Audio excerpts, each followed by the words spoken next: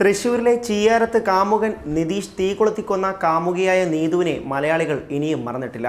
ഭ്രാന്തമായ പ്രണയത്തിനൊടുവിലാണ് നിസ്സാര കാര്യത്തിന്റെ പേരിൽ നിതീഷ് വീട്ടിലെത്തി നീതുവിനെ കത്തികൊണ്ട് കുത്തുകയും പെട്രോൾ ഒഴിച്ച് തീ കൊളുത്തുകയും ചെയ്തത്. കടുത്ത ടിക്ടോക്ക് അനുയായിയായിരുന്നു ഇവർ രണ്ടുപേരും. ഇവരുടെ ടിക്ടോക്ക് കളിയാണോ നീതുവിനെ ചുട്ടരിക്കുന്നതിലേക്ക് കാര്യങ്ങൾ എത്തിച്ചതെന്നാണ് പോലീസ് സംശയിച്ചിരുന്നത്. ഇതിന് പിന്നാലെ ടിക്ടോക്കിന്റെ ദൂഷ്യവശങ്ങൾ സോഷ്യൽ മീഡിയയിൽ ഏറെ ചർച്ചയാവുകയും ചെയ്തിരുന്നു.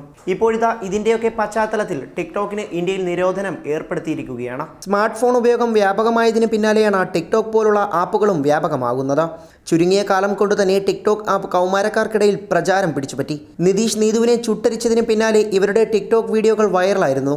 പരസ്പരം കടിച്ചു രസിക്കുന്നത് ഉൾപ്പെടെയുള്ള വീഡിയോകൾ ഇക്കൂട്ടത്തിലുണ്ടായിരുന്നു. ടിക്ടോക്കിലെ ഏതെങ്കിലും ഗെയിമുകളാണോ ഈ കൊലപാതകത്തിലേക്ക് കാര്യങ്ങൾ എത്തിച്ചതെന്ന സംശയം പോലീസിനും ബന്ധുക്കൾക്കും ഉണ്ടായി.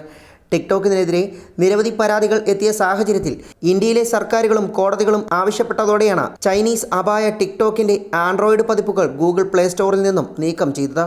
സെക്സ്, ലഹരി, ആഭാസ ഡാൻസുകൾ, കുട്ടികളെ ഉപയോഗപ്പെടുത്തിയുള്ള പോണോഗ്രഫി ദൃശ്യങ്ങൾ വ്യാപകമായി പ്രചരിക്കുന്നുവെന്ന പരാതിയെ തുടർന്നാണ് ആപ്പ് നിരോധിക്കാൻ ഹൈക്കോടതി ആവശ്യപ്പെട്ടത്.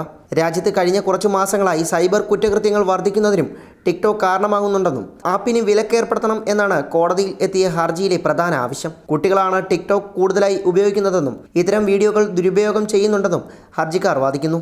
രാജ്യത്തിന് ഭീഷണിയായ ടിക്ടോക്ക് നീക്കം ചെയ്യണമെന്ന് ആവശ്യപ്പെട്ട് കേന്ദ്ര IT മന്ത്രാലയം ഗൂഗിളിനും ആപ്പിളിനും ഇത് സംബന്ധിച്ച നിർദ്ദേശങ്ങൾ നൽകിയെന്നാണ് അറിയുന്നത്. ഇതിന്റെ ഭാഗമായിട്ടായിരിക്കാം ടിക്ടോക്ക് ഗൂഗിൾ പ്ലേ സ്റ്റോറിൽ നിന്നും നീക്കിയെന്നാണ് കരുതുന്നത്. News desk Sini life.